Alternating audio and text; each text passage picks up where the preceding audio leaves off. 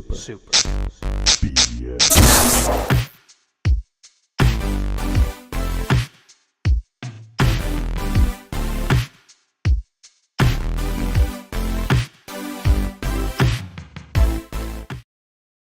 Here we are. It is I, lovable baby boy Brank, and I'm back from the day ready to break some bread, and I'm joined by some of the villainous people that you've come to know as Super BS, a podcast about video games mostly.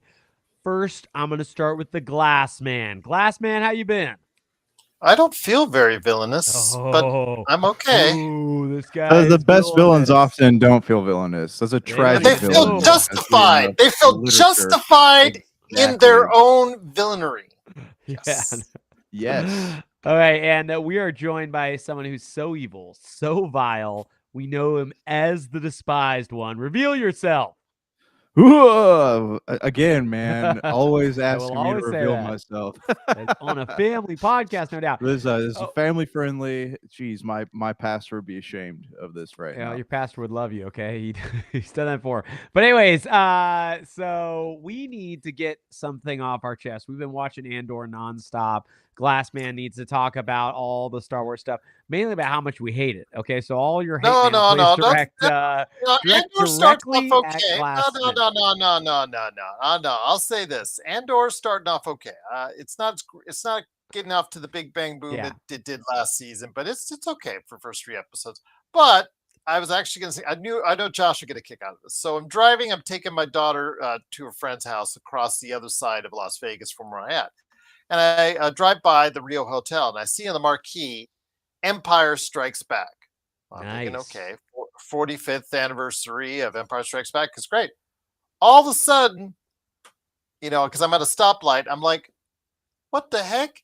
All of a sudden, I see all these characters on a stage play doing some sort of show in, let's just say, less clothing, per se, than maybe George Lucas. Let's just say it was the Carrie Fisher Return of the Jedi outfit times quite a few. It's just say the entire cast per se. Found out later, and if you look on the website, it is a burlesque show. Oh man, maybe this is how George Lucas intended it to be. Yeah. Well, I'm going to touch on that here in a second because George Lucas was on the other day with TCM talking about why Yoda talks backwards. Didn't say why he hates the 1977 original cut, but that's another story. Yeah. So I find out it like what's going on here. It says Empire. It's the exact logo. It's not a parody. The way they had to have paid money to Disney, or Disney's going to sue them up the what. And it starts. Disney wouldn't allow them to do something called the Empire Strips Go to Back. the Rio Hotel site. Go to the Rio Hotel Is that what site. it's called? It's called the Empire Strips Back. I searched it. It's the Empire Strikes Back. No, it's the Empire Strips Back, a burlesque parody. It's coming May 4th. Are you sure? Yes, sure? Yeah. I'm literally looking at the Las Vegas Review Journal right now. So they can use it as a parody. Okay, so they can use it as a parody. Okay. It's still crazy though they called it that close. Frank found it immediately. So that tells I wasn't searching it beforehand.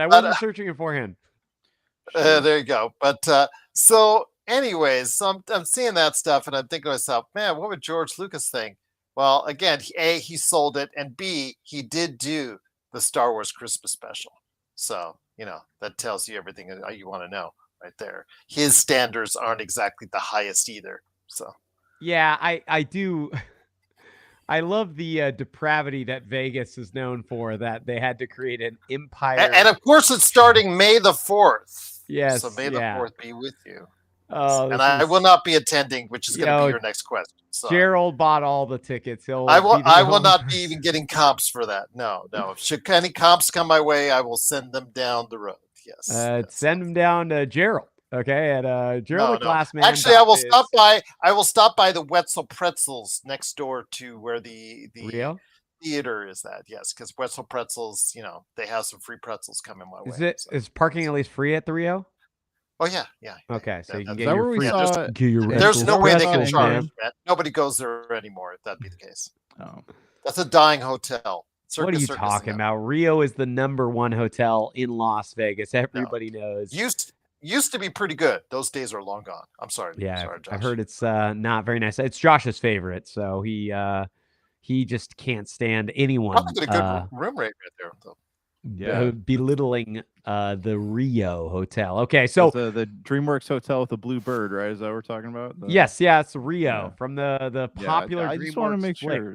Yeah. Didn't they make a sequel of that? Like, don't they have a Rio 2? Probably. They do. Who knows? Josh's they do. favorite movie is Rio and Rio 2. And it stars Jesse Eisenberg and Anne Hathaway. It's such a random grouping, but okay. Hey, there you go. So what we're all really here about is talking about our Switch 2 pre-orders. We all got what, 4, 5? How many pre-orders did you guys get in? Glassman, kick it off. How many did you get? -2, unless I know I can guarantee selling them at a much higher rate. You know that's completely sold out, and you probably could have guaranteed yourself several $100. That's okay. I'll live. You'll live. I've got my Oblivion coming up, so I'm good. I'm still calculating the math of -2. Yeah, I don't know how you get -2 Switch. That means he has to give 2 Switch. No, that means you buy 2 for me and then give me 2. There you go. And I no, I'm not gonna do that. But Jank, how many Switch 2 pre-orders were we getting? 0. So I attempted. I mean, hold on. You're on this side. Let's Hooray. I got one from this guy here. So I logged into that morning. I spent trying to get him right. I got into the Walmart site and it was up for about 30 seconds, gone. Then I got onto GameStop site and I was on there a good like 5 minutes before, signed in, was hitting that refresh button, and boom, had a service error. And I thought that was my internet, but it turns out GameStop's website crashed and then it reloaded. So I got onto the site, clicked on the Switch 2 ad, boom, crashed again. And why do you have to go with GameStop? You could have got through Best Buy, you could have got it through Target, you could have got it through Walmart. GameStop is the worst. I don't know. I guess I didn't stay up that long. Like I fell asleep before I could try to do that. So that was my fault, man. My fault. But sometimes I feel like I shouldn't be a good friend to my friends who did not have the willpower to get their Switch 2s, because man, I truly think this. Okay, I was able to nab 3 pre-orders for the Switch 2. 3 of the Mario Kart World bundles. I think that the Switch 2 is going to be on store shelves readily available for people by July. So that means there's like a 1-month window before these things devalue below what their MSRP is.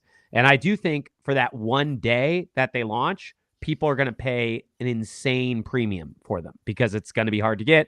And a lot of people live through the PS5 and the Series X and they got FOMO.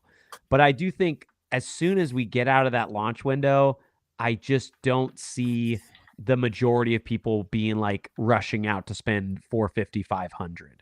So I'm torn. I personally want to sell my copies, but I had 2 friends, not just Jank, but also a doctor that used to be on the show, who neither one were able to get copies of Switch 2s. So I'll probably do the good thing. I'll probably do the Lord's work and make sure that these boys get to play Mario Kart World when it comes out. Okay. But I'm still hoping to get a Nintendo pre-order from their like lottery that you had to enter. I assume you didn't qualify for the lottery. You had to have a year of NSO and 50 hours played on Switch. No. But hey, man, if you want to sell it, go ahead. I want my friends to be able to play, bro. But I really do think the Switch 2 is it's only going to be popular for a short window. Not that it won't like be popular, but I just don't think it's going to be sold out. Right. I don't think this is the Switch 1 or the PS5 or the Series X. I think these are going to be on shelves. I think you'll be able to walk into a Target by August or September and find one if you want one. We're going to hold you to that. All right. Hold on real quick. Let's talk about the insanity that has been going on eBay with these things for a minute. All right. What is it? What is the insanity? I need to get all my copies. Quite a few. So the people are trying to, quote unquote, get back at the scalp. So there's some real ones online, right? There's some selling for like $750 to $800. Yep. But also there are people actually paying for the ones that say read description, and the description it says PNG only. So you're paying. So crazy. Yeah, but people Does Gerald know what this is real quick? Have you heard about this, Gerald? Yes, I have. Oh, okay. So Do you want to explain it to the listener, somebody who may not know what's going on eBay right now? There's an anti-scalper movement, right? The last several consoles, the Xbox, PS5, Steam Deck, all these ones have had insane scalping happening to these. So that's why people like myself, foolishly paid, a premium for the PS5 and Xbox. I didn't get a Steam Deck. I know Branky Poo did, but the Switch, these people are trying to get back at the scalpers by putting the price at around like 600. What would be like See, they're coming after you now, Brank. They're coming after you now, Brank. They heard that I got a Switch 2, and they were not happy, man. Those police are going to be at my door and open up the door. Open up the door. Got the battering ram in there. Anyways, they're trying to get back at the scalpers, so they're pricing them at like $650, and it says read brand new Switch 2, read description. And then you go to the description and it says, this is for a PNG only. You will be receiving just the picture of the Switch 2 pre-order.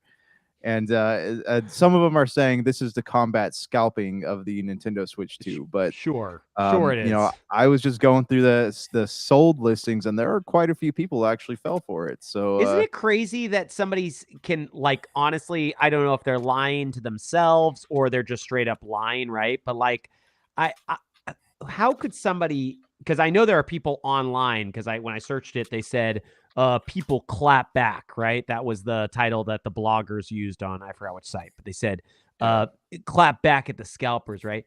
How on earth could they believe that when they have a no refunds policy for a PNG for $600, and their excuse was, well, if we give people their money back, they're just going to pay a scalper. It's like, no, you're doing something worse. You're selling literally nothing for the full price of the Switch 2 and taking advantage of dumb people, right? But it's just it's funny that people can like lie to themselves, say, "Oh man, this clapback is so much better," because it's a lot easier to sell nothing. You don't have to get a pre-order. They'll probably end up using that to pay for their Switch 2. But I guess like the big question here is, I've used eBay for a long time, and I know their community guideline or community, what do you call them, rules or whatever, have are pretty strict in some cases. So I wonder if you went ahead and did this, or if you reported it to eBay, if you would automatically qualify for a refund, or just because it says in the description, because that's usually the defense that most sellers use.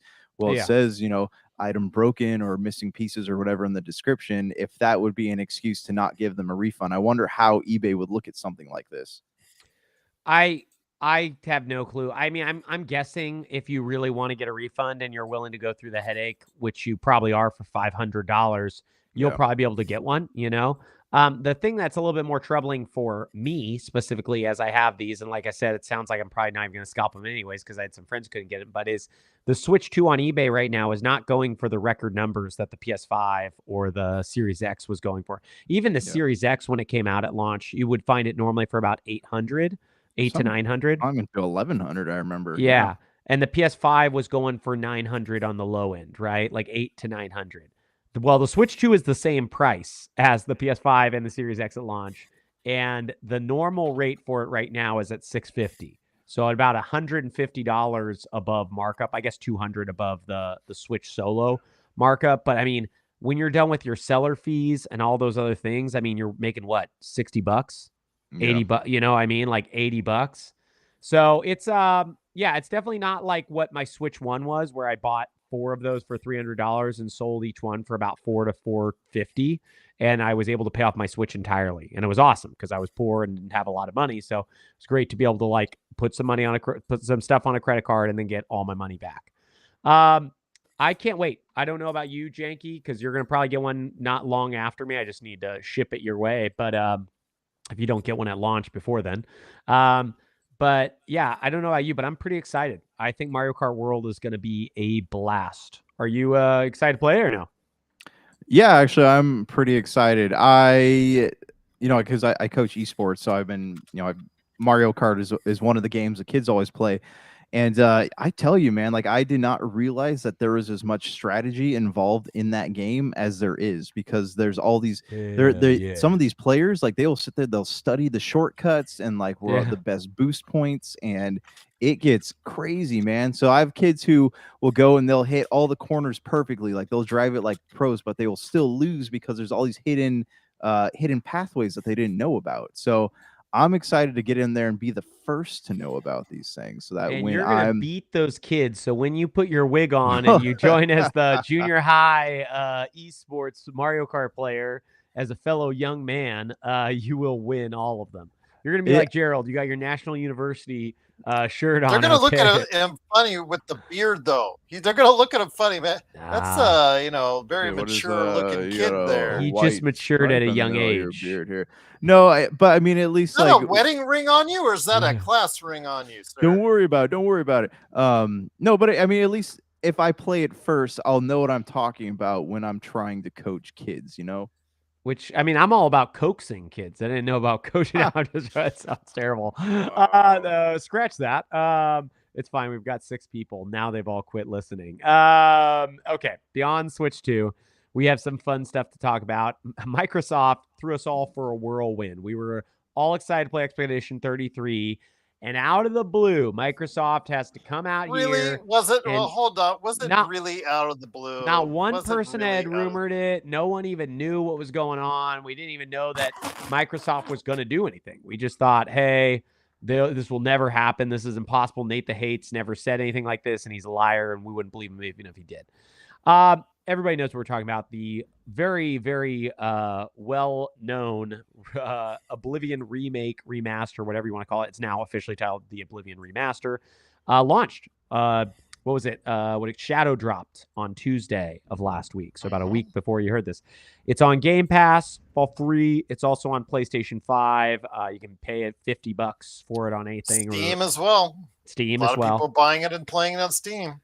Yeah, I still think this looks like a remake, man. Like I agree to some extent. I've put probably 6 hours in. I ended up getting deep into Expedition 33. I don't know when I'm gonna get back to Oblivion, but I put about 6 hours in, and the more you play it, the more I get why they chose to call it a remaster. I think it could have been called a remake, and I think it would have been fair. But I do think it has some jank. It has a lot of jank that they should have fixed if they wanted to make it a true remake. And I feel like by labeling it a remaster, they did themselves a great service, right? Because it's a phenomenal remaster, right? Like it's pretty much. But they wanted to keep a lot of the jank in, just because a lot of people that have a nostalgia for it. That's what it gives this personality. I mean, yes, I think there is jank like letting your character jump above buildings and stuff. That's fun. And then there's jank like, oh, hey, we're going to have that weird leveling system where enemies out-level you because they scale with you and you can't keep grabbing stats and they can. So the Oblivion gates are impossible. You know, I mean, I think those are the areas where I think the jank is less endearing, right? Is where it's like, hey, and jank is never endearing on our podcast, but the jank, the jank for Oblivion, though, yeah, I think it really is a little bit rough at times, right? Like the fact that they didn't get rid of the level scaling system is kind of crazy. Do you remember that? I haven't gotten that far yet, but yeah, I mean, I do remember that being an issue, but I haven't gotten far enough in it to experience that yet. Is it still really bad? I haven't got that far either, but according to the doctor who did a lot of research, they didn't touch it one bit. And that to me is like they added a sprint mechanic. They added a third person mode that actually works now. They added quite a bit of stuff that's really good. They added voice acting for tons of the NPCs. But kept the stuff that people liked in there as well. Yes. Yeah. They kept all the funny, I don't know, kitschy style dialogue and funny voice lines. But yeah, I think I just really think it's surprising that they didn't make a couple changes because, like, truly, I think if they would have just fixed that leveling system and tightened it up a tiny, tiny bit, I think you could have called this a remake and sold it for $70. And maybe that was never part of their plan, right? Well, you know what? You can't blame them now because they just reported today, or they just announced, Bethesda did, they have over 4 million people already that have tried the game on various formats. a huge success, one of the biggest successes of this year. Yeah, far. I mean, I'm stoked. I love that game. Like, if it didn't launch the same week as Expedition 33, I would probably be way further in it. There's a lot of people on the internet who are upset with Microsoft because they decided to shadow drop it the same week as the game they're co-marketing, Expedition 33. I don't know. For me, I don't think it's like some malicious thought on Microsoft's behalf to like hurt this other Game Pass game they have. They're pretty different games. I think the only hard part is they're just both big games. It has not slowed momentum down for Expedition. Yeah, 33. and we'll spend a lot of time talking about that. Before we move on, hold on real quick. Can I just have you guys? So I jumped on. So I played probably 2 hours of Oblivion. Right, I got out of the dungeons, sewers, walked around the Imperial City a little bit. You didn't save Patrick Stewart. Shame on you. Yeah, you didn't know about that save that you could have done. That alternate. It's a trap. I did not. Saved him.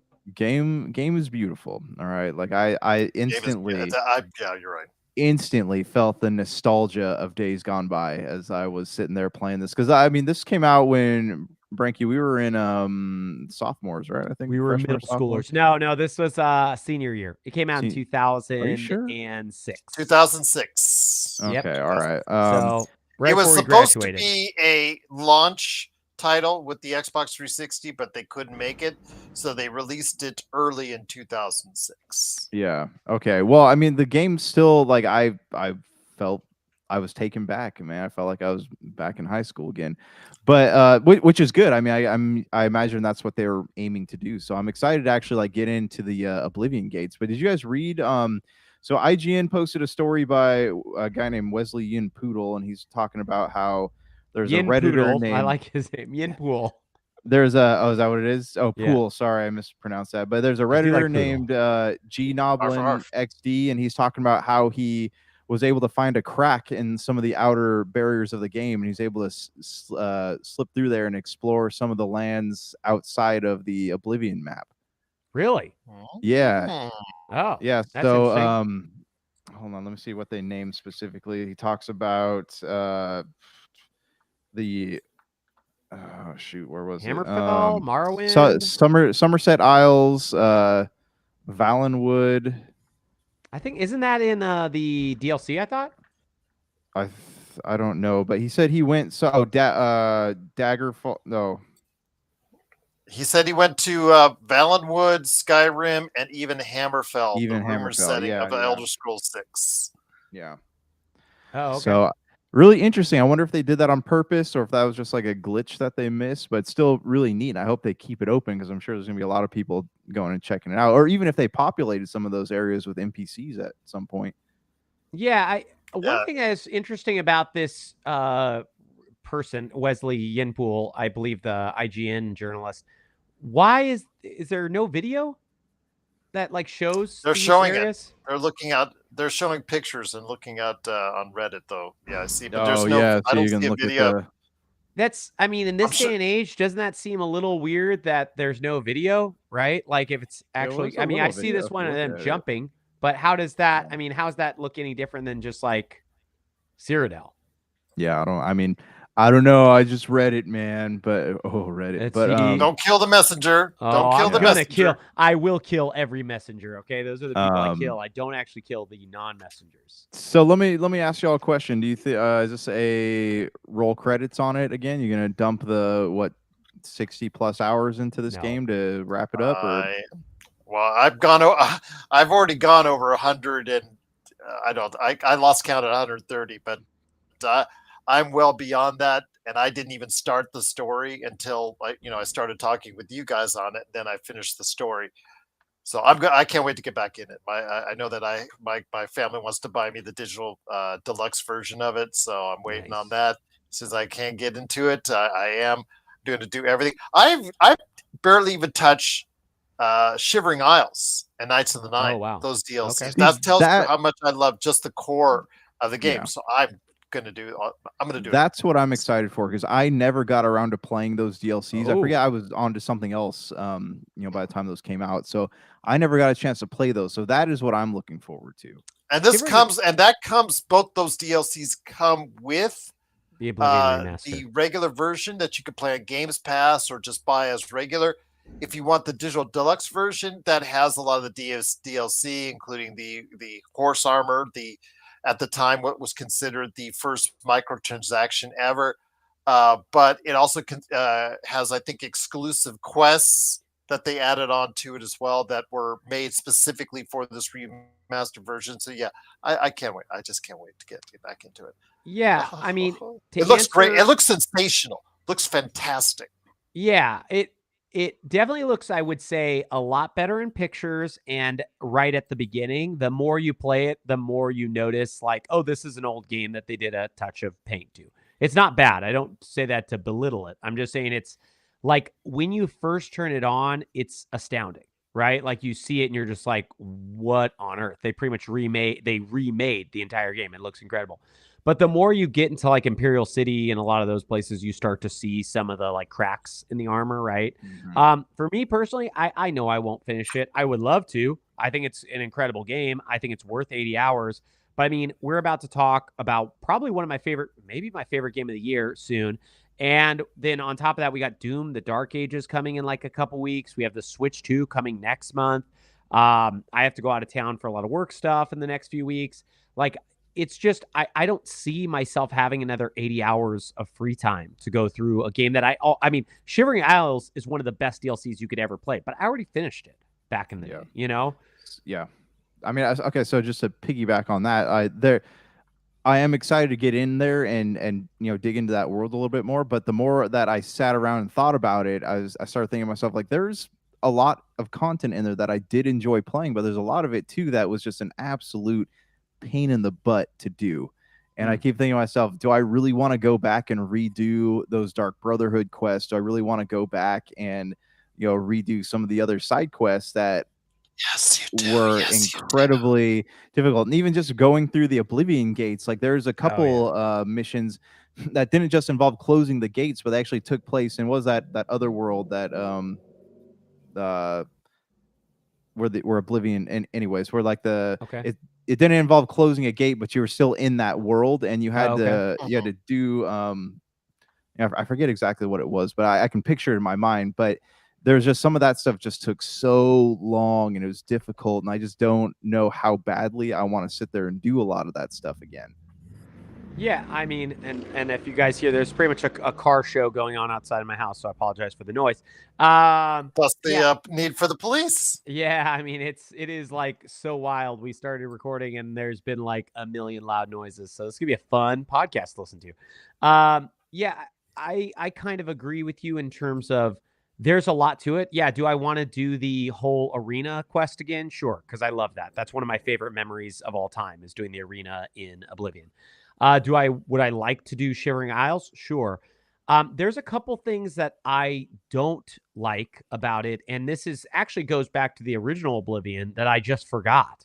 I actually don't like that all of the cities are fast travelable at the beginning. I don't know why, but that's always been something in games that I just don't enjoy, right? Like I think it was Skyrim that really set up the idea of like once you visit a place, then it becomes you can travel to it via fast travel. I felt really weird when I opened up the map after leaving the sewers and it was like, oh, I could travel to every city. I could go to, I can't remember the city's names, Bruma or wherever, maybe not Bruma, that's Morrowind. Balmora, I think might have been one of the cities. You can go to a lot of different cities and you just fast travel there if you wanted to go through questline. Now, that's not a big thing. That was in the original. At first, I thought that was a remaster thing only. But that was in the original, so that's not like a knock against the game. But, stuff like that definitely makes me less excited, to travel around because I already can go directly to the quest objective. And obviously the police they are so angry because I just keep going to these quest objectives. My apologies. But okay. What's up? Do we know, hold on, can I ask one more thing? Do we know if a lot of those glitches have been left in? Like when you kill the merchant in the Imperial City and just keep taking his money over and over again, is that still there? I don't know. We'd have to look that one up. It's like an infinite money glitch, and I remember like that one. If I had not let me done see. that, Let me check out. Hold on, I'll look at that. Infinite money glitch. I'll look it up. Go ahead, guys. Keep talking. Oh yeah. I know they left a lot of those things in there, Jank. So if you want to like do that stuff, I think it's all there. This does make me excited for the Fallout 3 remaster that was rumored at the same time as this, because one, that game could use a remaster. Like two, I think it's way better than Fallout 4. It's way more condensed. I think there's like 12 side the quests. only Fallout game I've completed from front to back. It's also the most reasonable one to complete. So so the infinite money quests or infinite money glitches and that's good. But I mean, just realistically, like Oblivion is a huge, massive, giant, ridiculous sized game, and I am excited to play it. But I mean, I have a love affair right now. Okay, I've got a love affair with Gustav, and I've got to start talking about it because it is very, very torrid. Should I tell you a spoiler with him? No, don't spoil. The game just came out. Why are you trying to spoil things? Because I've seen all the cutscenes. Why do you do this to yourself, man? When my wife... I told you I was allergic to turn-based combat. I tried it. Took about an hour and a half, and just too slow. It was just too slow. But I like the story, so right online, YouTube. Okay. Thanks to my friend YouTube, which is our friend right here. Man, I'm going to have to stop being on this podcast because you and Josh love to spoil things, and I don't want to hear anything about it. But let me tell you about the spoiler about Gustav. It's just, anyways. I have a feeling I know some things about Gustav without even like getting there. But Brink, go ahead. We'll the spoil sport up here. We're just gonna talk through this, okay? Okay. Well, anyways, without discussing the story like in detail, because I wasn't planning on us talking about that at all. Just because it's only been out for I think like 4 or 5 days at this point. Yes. Yeah, Expedition 33 is a very unique.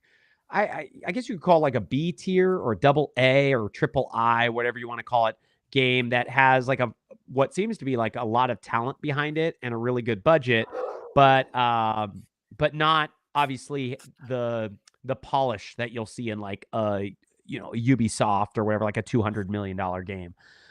It is the highest rated game of the year, I believe, on Metacritic at 92 right now. So production-wise, quality, you're starting to dive into that a little bit. There are points in this game where it feels like beautifully polished, right? Yeah. But there are also points in the game where it does not feel it sounds like an indie game, like a B tier game. Yeah, I think a lot of that has to do with the maps, right? Like you can only traverse little bits of it, and it feels. You know what it reminds me of a lot is Final Fantasy 13. I actually enjoy the combat a lot more in this game, and I'm enjoying it way more than 13. But it reminds me a ton of Final Fantasy 13 in terms of like there's a lot of linear corridors you'll go down with some branching paths, but the game makes you feel like it's open, right? And there is an open world section, but most of the maps are pretty condensed and they're very focused.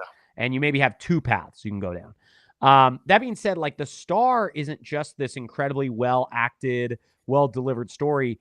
It's this crazy combat system that they made that is probably the most action-based, turn-based RPG that I've ever played in terms of they wanted to keep it a turn-based RPG, but you both parry, dodge, and can jump over things, which, man, it's tricky. Where are without spoiling in story, where are you at, Jank?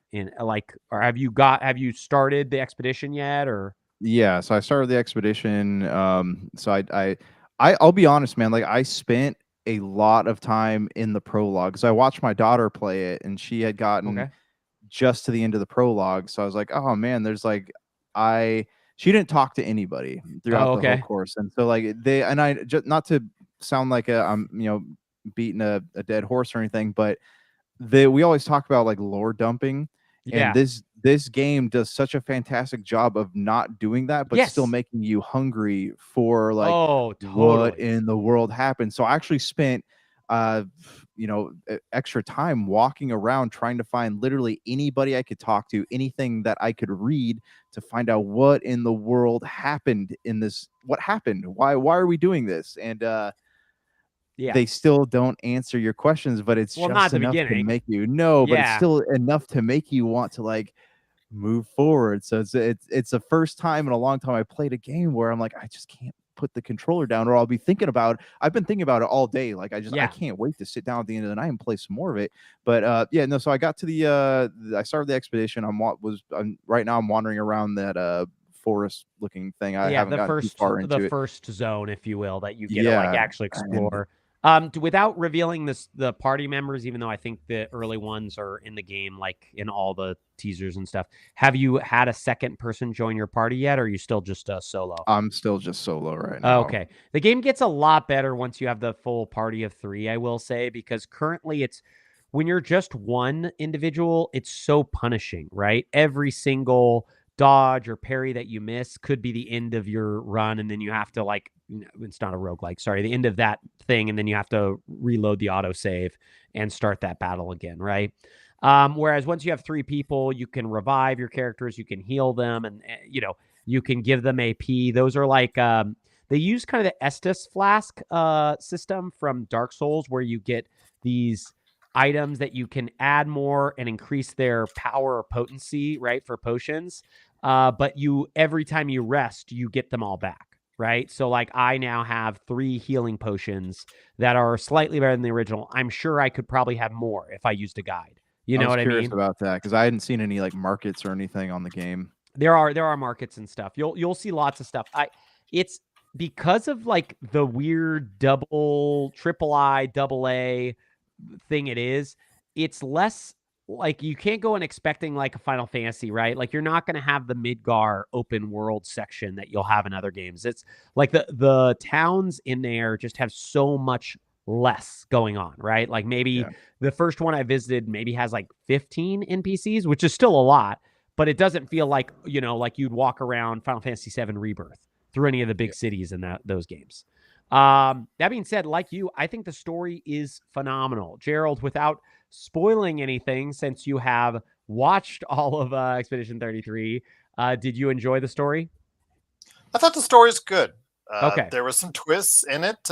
It was good. Again, I watched some combat too. Obviously, in that context, you got to watch the combat too. Again, I tried about an hour and a half of it. It just didn't click with me. I'm not a turn-based guy, but I tried my best. But the story was engaging enough for me to say, you know what, I'm going to go ahead and see this way through. I like some of the characters. Again, Gustav.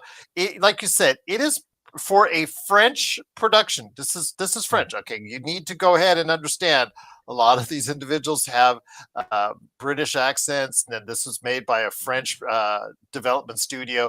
This has definitely got it's definitely got a European flair to it, but actually it does take liberally, I believe, in my opinion, from Xenoblades and Final Fantasy. I just see a lot of that as I was going through and watching it. It's about 4 hours of cutscenes, by the way, just to give you an idea. Okay. So it's pretty lengthy. It's pretty good. It's pretty meaty, and it does give you that sense of satisfaction going forward. It doesn't stick to a tried and true formula about halfway through. It does something different, which I won't elaborate to, but it works in its favor.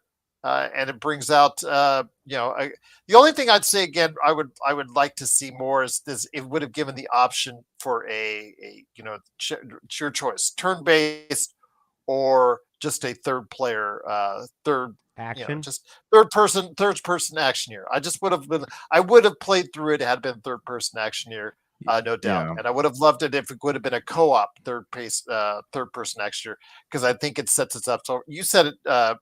Right, Jag, the other day when you called it had similarities to one of my games that I love, that I know has a lot of flaws to it, and I can't defend it, The Order 1886, but I love the look and the feel of that world. It has a lot of similarities to it. Maybe that's why I gravitated to that story. Again, and the way it finishes up on a pretty good note, and I think it's really solid. Again, 92 on Metacritic. You really can't argue with that. And I'm really happy for the team. A lot of people are still complaining that Oblivion stepped on its toes. I don't think it stepped on its toes for this game. Bases. for this game. But before we leave the show, I'm going to tell you on which toes it did step on Oblivion Remastered before we end the show. So it did step on a certain game's toes, but I'm not going to tell you what yet, but I will by the end of the show. I know what game it is. I know exactly what game it is. I want to contribute to this conversation. The third person. It does not feel like a third person not third person. Turn-based? The turn-based, that's what I meant to say. Yeah, it does not feel like a turn-based style game. Like it has the skeleton of one, but the fact that you can do so much parries more within parries, dodges, there's just so much within that turn-based style combat that it feels more fluid, than a like a standard, the Final Fantasies of yesteryear, whatever the RPGs we used to play as kids on the PS1. Like it feels you're a lot more active in that, so it feels a lot like an action game. You just have the turn-based buttons, because I especially love how you can aim the gun before you attack. So I mean, there's a lot in it. So I mean, I feel like there's a lot of people on the internet that were giving this game crap, saying like, oh, no one likes turn-based combat games anymore. And this game has sold like 1 million copies already. So I think that the numbers speak differently, but I think people need to give it a chance, and they might actually find they like it. Yeah, and I think some people are going to be turned away at how difficult it is, right? Like I've had a couple bosses where I've had to go and fight them because it really is a parry-based game or a dodge-based game. You have to get those windows down. And that can be, it's not just turn-based. They do like a very good job of threading that mold. Now, because it's like a AA game, they have this thing where like all of the characters that are in your party play pretty differently and have different types of mechanics that you use. Not like, oh, one's action and one's turn-based, but like they'll have different skills, and those skills allow them to attack and do different damage points based on a totally different way of playing. Like somebody will build elemental attacks, and then they can use those elemental attacks to do more damage, or all these other things, right? So that gives it a lot of like room to grow, but it feels like the way it's shown off is like normally if you're lucky, one tutorial for each character. And this is like a lot that they're giving you. Those are the areas where I see the budget come out in it. But like Jank said, I mean, 1 million sales already in 3 days. It's great. I've thought about just buying it. Like I've been playing on Game Pass, but I thought about just buying the physical copy of it just because I think it's really well made, and there's very few games like this. And I mean, I've only finished Act 1. The game is, this is not really a spoiler because it doesn't really tell you anything, but the game is broken into 3 acts. So I'm done with Act 1.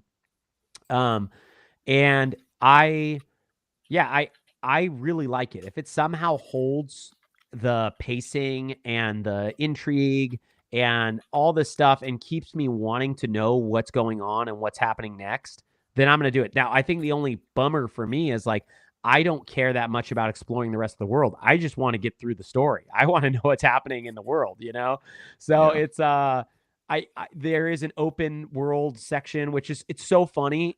We haven't seen one of these in like a triple A turn-based RPG in forever. The top-down overworld where you're a smaller character on a bigger map. They stopped doing that a long time ago, right? Because it didn't make as much sense. It's really well implemented here, and I thought it's pretty fun. You'll get to it very soon, Jake. But it really reminds me of the old Super Nintendo RPGs, right? And PlayStation 1 RPGs, but just done in like obviously modern day graphics. Phenomenal voice cast, like literally insane. Daredevil, Charlie Cox is Gustav. Oh my gosh. I thought I recognized that voice. Oh, okay. Yeah. All right. No, it wasn't crazy.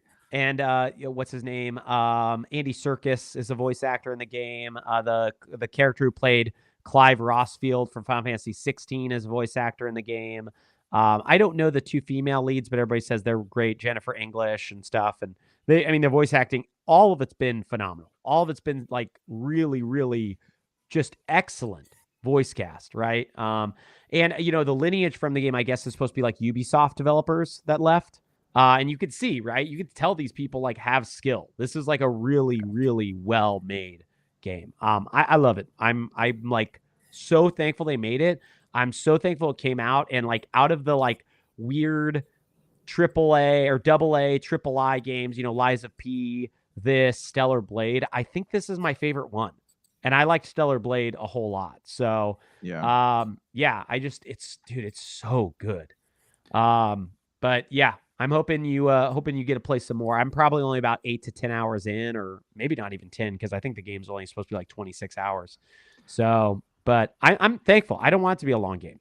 I want to enjoy it and finish it. Don't overstay its welcome. But okay, so I will say, from the get-go, like, there's something, this world is so dark and it's so hopeless, and I think that even getting away from the story and just into the main setting of the game, like you're on the island or whatever they call it, and even in the atmosphere all around you, you still feel that, and that is it just creates these feelings in you that it does make you want to keep plugging away at it. Like, it makes it really hard to put the controller down, and I'm impressed so far. And I haven't played nearly as much as you have, but like I said, like, I've been thinking about this game all day, and I want to get back to it. I cannot wait.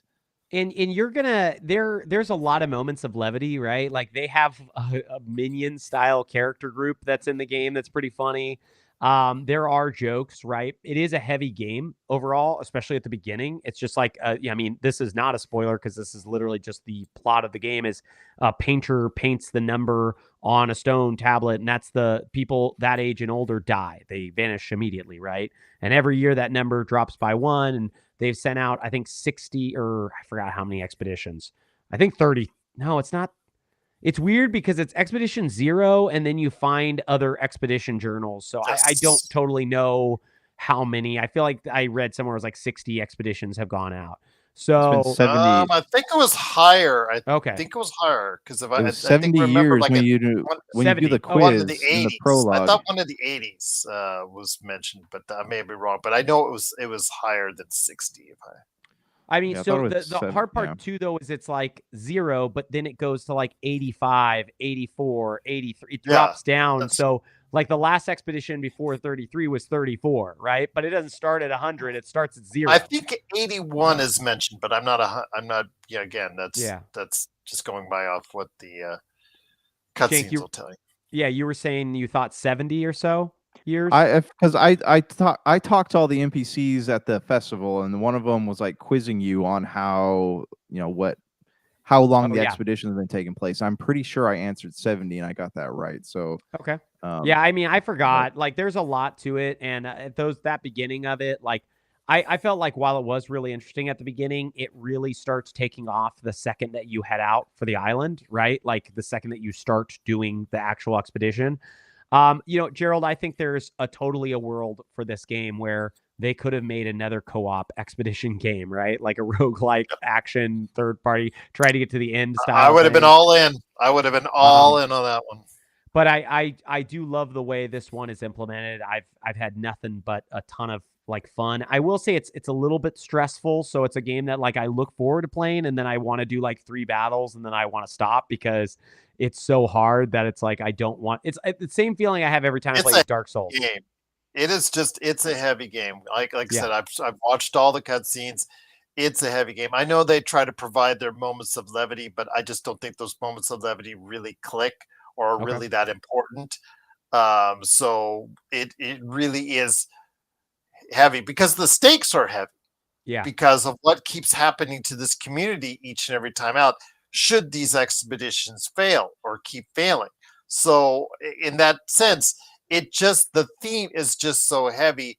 I think some people may just get caught underneath the weight of it and might just, like you said, just get too stressed out because of it. But otherwise, again, I think, it just, to me, it sends a strong narrative, I think, throughout. I think it has a couple nice twists and turns. It ends pretty good, not great, but pretty good. And I think overall I get a good feeling out of it when I watched it. So, I like the fact that there was some twists and turns alongside of it to keep my interest throughout.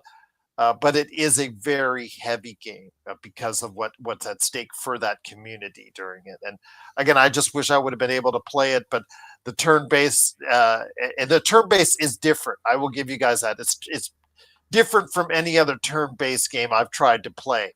but it's still, to me, in essence, still a turn base. I still have to wait for what the other, I understand the pairing. But again, for me, it's still that fluidity and continuity is still not there. And it's just so hard for me still to get into it. But again, I like the story enough where I followed it all the way through. So that must tell you something. Yeah, 4.5 hours, man. That's crazy. And one thing that we haven't remarked on, but lots of other people have talked about, is the fact 30 people made this game. That's so small considering how polished it actually is. What was good. the development time? Do we know? So it says they were founded in 2020. So my guess is it was about 4.5 years, which that's really not too bad considering, games are taking for 30 6 or people. 7. Yeah. Like we've been watching Last of Us Part 2 or Season 2. And I loved that second game. I know you guys aren't the biggest fans of it. But the Oblivion Remastered started in 2021, and they had a studio plus Bethesda. So you're talking well over 100 people probably working on that game. Yeah. Yeah. And I was just getting at Last of Us Part 2, the game came out in 2020, and it's unlikely the Heretic whatever will get out till 2027, 2028. You know what I mean? It's probably going to be a 7-8 year cycle. So any games made in a 4.5 year cycle nowadays, I feel like is really pretty impressive. Yeah, it's very good. Gerald, because we're getting ready to wrap this out, you were talking about a game that Oblivion stepped on their toes. I have a feeling I know what it is, but just tell everybody. Unless, should I guess? And Clair Obscur. Well, Clair Obscur. I'll let you guess in a second, but it just shows you. I know you said you wanted to buy Clair Obscur, but again, I have to reiterate this is my weekly PSA on Game Pass. In a time where economy is not sure, the one good value you need to seek out is Game Pass, because look at all the titles we've been talking about. Blueprints, which is one of the highest rated games of the year, that's on Game Pass. Oblivion Remastered, also getting strong reviews on Game Pass. We talked about Clair Obscur, that's on Game Pass. We talked about South of Midnight. We've talked about Avowed. We talked about all these great games. Indiana Jones. Yeah, you can go ahead on a PS5 and enjoy paying $60 to $70 a pop for almost all of them. Do yourself a favor. Get Game Pass and make your life and your wallet a lot easier. And I'll just leave it at that. Yeah, I totally agree with you there. I mean, that being said, like if you have the funds and you want to support people, I'm all about it, right? Especially like I think groups like Sandfall or groups like FromSoft, they may feel the support a little bit more than Ubisoft and stuff, where the sales numbers they need to see are like 12 to 20 million, right, to break even nowadays or whatever nonsense they have to do. I think in the news article came out that Assassin's Creed Shadows was the second best-selling game of the year after Monster Hunter Wilds. Monster Hunter, and Oblivion might be right behind that. Yeah, and I still don't think Ubisoft has made enough money from Shadows compared to what they thought or what they expected. Like it sounds like that game had a massive drop-off. What, Shadows? Yeah. Yeah, it's funny. Shadows, probably going to end up between 5 and 10 million is probably what, and all said and done, as far as the number of sales. So, and it's funny because Shadows kind of came and went. I feel like no one has spoken about it since it launched, right? And a lot of that's because there are so many games coming out. I mean, I don't think this is the game that you're talking about that Oblivion ate its lunch, but Oblivion kind of ate the lunch of South of Midnight. Right, South of Midnight had only come out in the middle of April, and it really. I agree with you there, but that wasn't the game. That wasn't the game. No, I know the one that you're talking about. Can I guess? So which one? So which one do you think that is? Oh, it's Days Gone, man. The Days Gone remaster. Days Gone. Days Gone remastered. Did it come out? It came out last week. Came out the day that Clair Obscur came out. Wow. So not all. And the thing is with Days Gone, and big shout out to one of my good friends, Douglas Hoyabu, who owns Retro City Games here. He is the biggest supporter of Days Gone. He and I had at one time, we had a 2-hour conversation on how he loved it. Was so mad about the whole thing going on with Sony in regards to Days Gone. And this wasn't even on the air. This is just personally. Yeah, he is absolutely the biggest supporter ever of Days Gone. What makes him like it? Is it the zombies? Is it the motorcycle? Like I just don't get what vibe it is. He just whatever. It's like me with 1886. I know it's a flawed game, but there's just going into that world. It is just something so endearing about Days Gone that's going to make it appealing for him. And it just he was going nonstop about it at the time it came out, and just really, really hammered on why Sony just didn't support it and essentially sent it to die. So flash forward years later, and I know that the Bend Studios, which really made it, they had a lot of turmoil and since the CEO left and all that stuff. And he's been talking trash ever since and all that. But they did come out with Days Gone Remastered the same day Clair Obscur came out. And if you look at the Metacritic, it's at an 80. So it's a really solid, which is much better than the original version of Days Gone. Because Days Gone was really like all over the place on reviews. But as I said, Josh, while you were gone, Douglas Hoyabu from Retro City Games absolutely swears by this game. But I'll finish up what I'm saying. Go ahead, Josh. Oh no, I was gonna say, like, I bought it and I played it. I think I got like 6 hours in, and it was fun, but it was not enough to make me want to roll credits on the game. It's a long game from what I've heard too. It's a long game. It takes like 80 hours, and it's like the zombie physics system in that game is absolutely amazing. But yeah, I mean that's one of those. I think I was burnt out on like Sons of Anarchy type stories, so I didn't really finish that one. But maybe I'll check out a remastered version. So everybody's talking about how it might have stepped on the toes of Clair Obscur.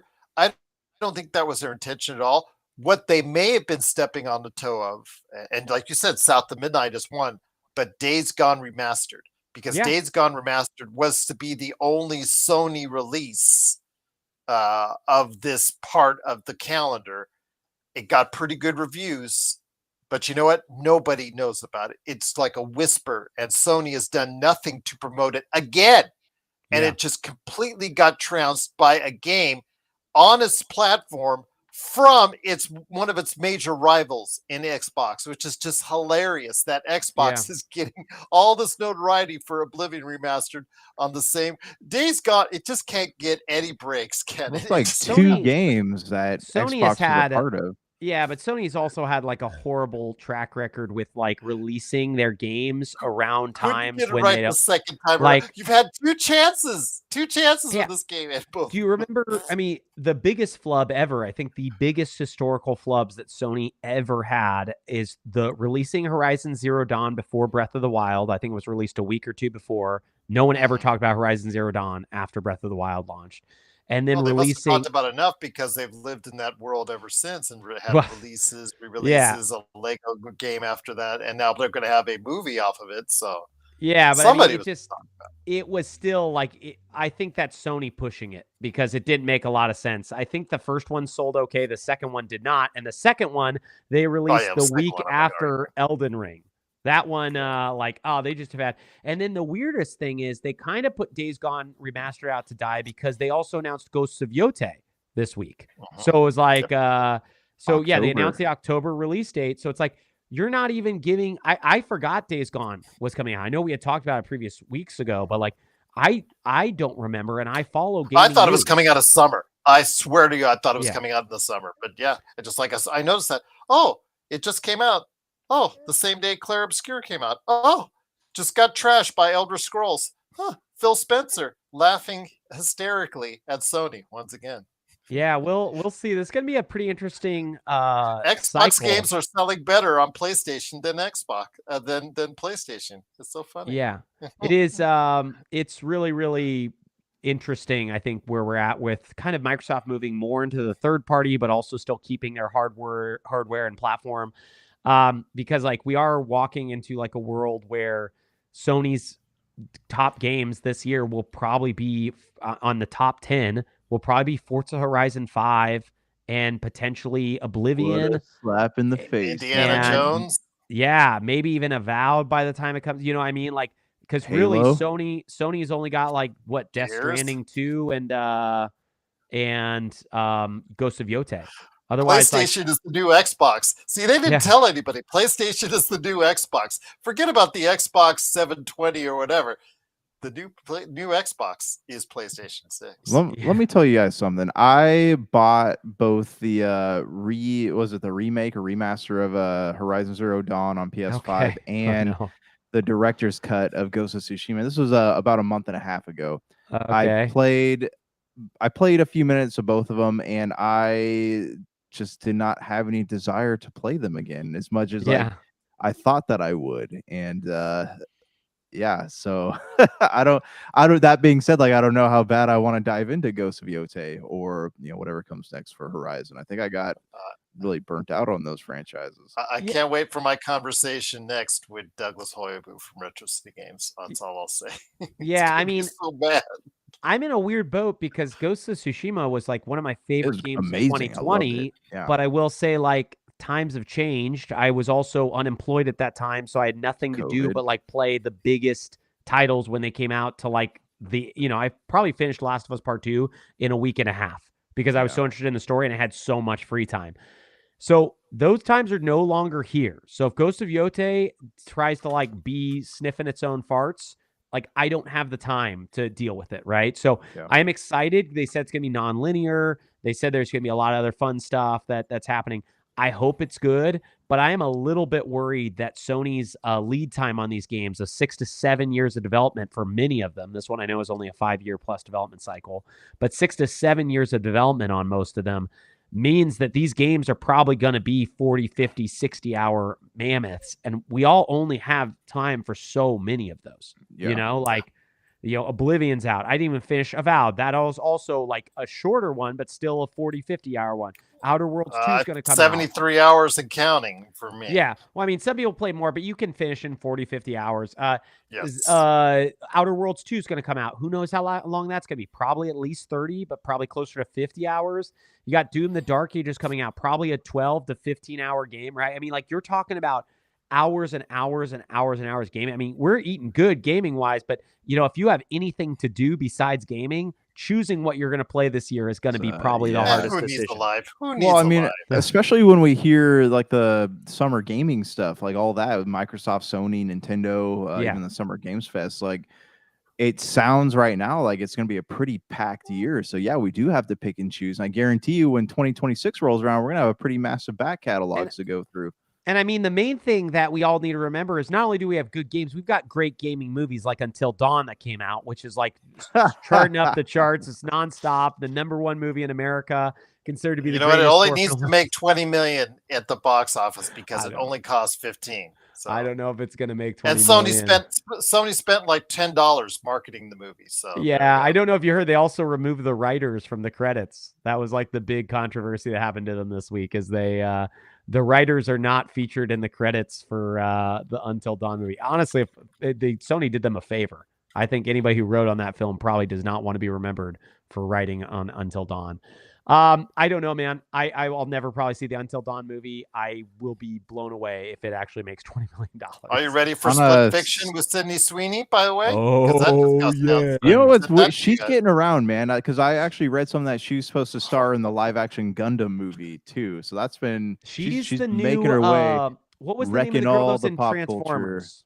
Megan Fox. Megan Fox. She's the new Megan Fox, man. We're going to see her a ton, and then she's going to disappear, and then we're going to see her years later with Botox, and it's going to be weird, right? She's going to mostly look the way she did a long time ago, but yeah, just a weird thing.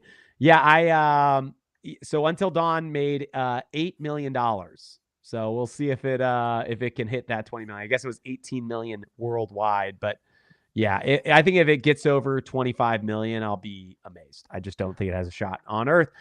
On a side note, Minecraft is 815 million. It's going to hit $1 billion after this weekend. I predict by Monday. Good call. No, you it's did. Hit $1 billion. Yep. Yes, wait, you did. So are you saying it's going to hit $1 billion now, or it's going to hit $1 billion after this? After the no, he said it was going to call just $1 billion in the first place. He said it was going to hit $1 billion, and he is going to be right. I think it's going to hit it by Monday. Okay, because they're saying, can a Minecraft movie level up to $1 billion before it leaves the box office? That's the question we all have to ask. By Monday, we'll see it. Because I mean, look, it's Monday, right? And on a Monday, Minecraft made $8 million. $8 million. I think I last checked on Box Office Mojo. I think it'll hit $1 billion by the end of next weekend. I'll be really interested to hear if it makes $1 billion. I mean, it's close. 816 is not far. It made 7 yesterday, so right now it's at 815. It's hard. It's gonna be a hard thing.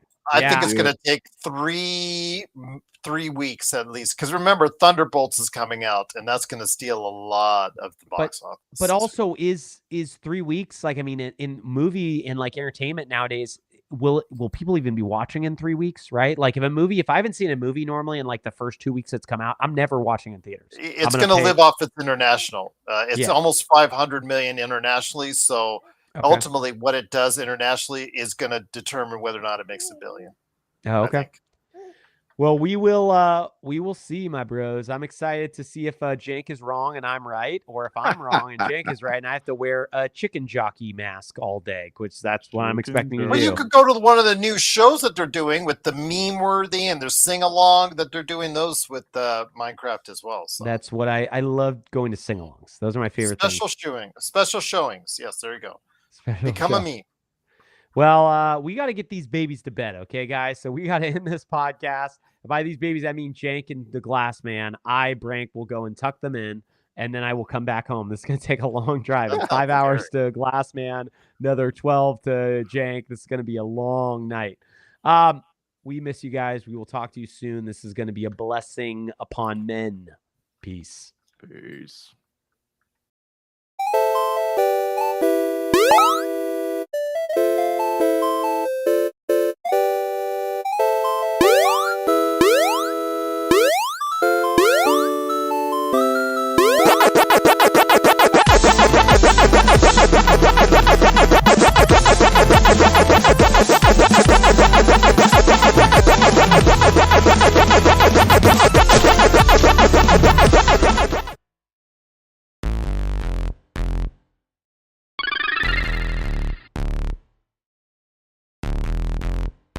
Super. BS.